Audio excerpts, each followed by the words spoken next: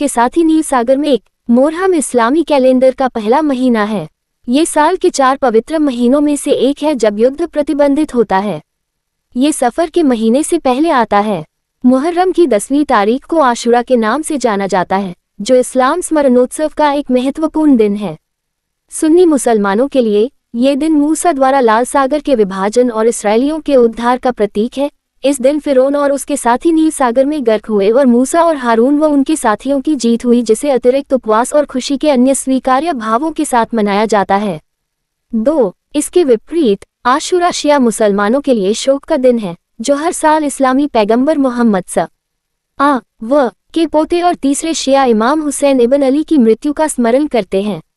हुसैन अपने अधिकांश रिश्तेदारों व 72 साथियों के अपने छोटे से दल के साथ 680 में उमय्यद खलीफा यजीद इब्न मुआविया शासनकाल 680-683 की सेना के खिलाफ करबला की लड़ाई में मारे गए थे, शहीद हुए। 3. आज़म के निधन का दिन।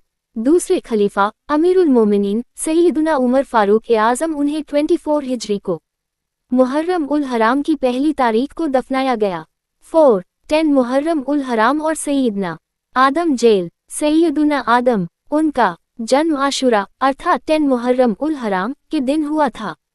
इसी दिन उन्हें जन्नत में प्रवेश दिया गया और इसी दिन उनकी तौबा स्वीकार की गई। 5. 14 या 15 हिजरी मुहर्रम उल हराम अल कादिसिया की लड़ाई 14 या 15 मुहर्रम उल हराम को सैयदना उमर फारूक आज़म की खिलाफत के दौरान हुई थी, जिसमें 10,000 से ज्यादा मुसलमानों ने 4 दिनों तक लगभग 120,000 ईरानी गैर विश्वासियों के खिलाफ लड़ाई लड़ी। अल्लाह ताला ने मुसलमानों को बड़ी जीत और सहायता दी।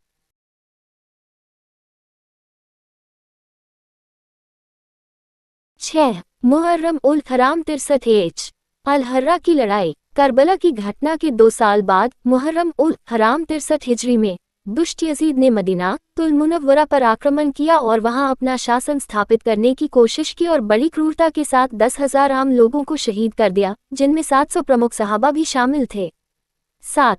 मुहर्रम की 10वीं तारीख यानी आशुरा के दिन ही अल्लाह ने आसमान, जमीन और हजरत आदम अलैहिस्सलाम की रचना बनाया की थी, यानी इसी दिन इस धरती और दुनिया के पहले इंसान की रचना की गई थी। 8. मुहर्रम की 10वीं तारीख को ही हजरत इदरीस अलैहिस्सलाम को स्वर्ग पर उठा लिया गया। 9. 10 मुहर्रम को ही हजरत नूह के जहाज को विनाशकारी और भयानक बाढ़ से बचाया गया और एक पर्वत पर लंगर डाला गया। 10. इसी दिन हजरत इस्माइल अलैहिस्सलाम का जन्म हुआ था। 11. इसी दिन हजरत यूसुफ सल्लल्लाहु अलैहि वसल्लम कैद से रिहा हुए थे और उन्हें मिस्र की हुकूमत मिली थी। 12. इसी दिन हजरत मूसा पर कुरान से पहले की किताब तौरेत नाजिल हुई थी। 13. इसी दिन हजरत सुलेमान को सल्तनत हासिल हुई थी। 14. इसी दिन हजरत अय्यूब अलैहिस्सलाम एक गंभीर बीमारी से ठीक हुए थे। 15. मुहर्रम की 10वीं तारीख को ही हजरत यूनुस अलैहिस्सलाम की कौम की तौबा कबूल हुई थी और उन पर से अजाब टल गया था। 16. इसी दिन हजरत ईसा अलैहिस्सलाम का जन्म हुआ था और इसी दिन हजरत ईसा अलैहिस्सलाम को यहूदियों की बुराई से बचाया गया और उन्हें स्वर्ग पर उठा लिया गया था।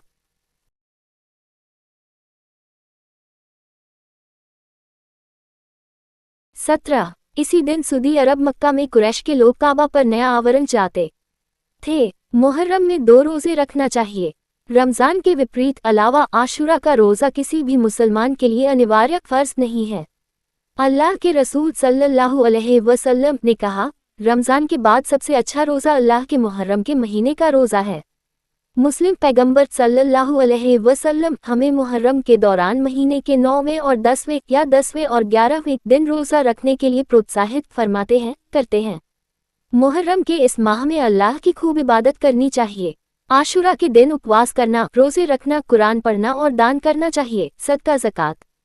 यह एक पवित्र इस्लामी महीना है। आशुरा के दिन अपने परिवार पर पैसा खर्च करना भी सुन्नत है।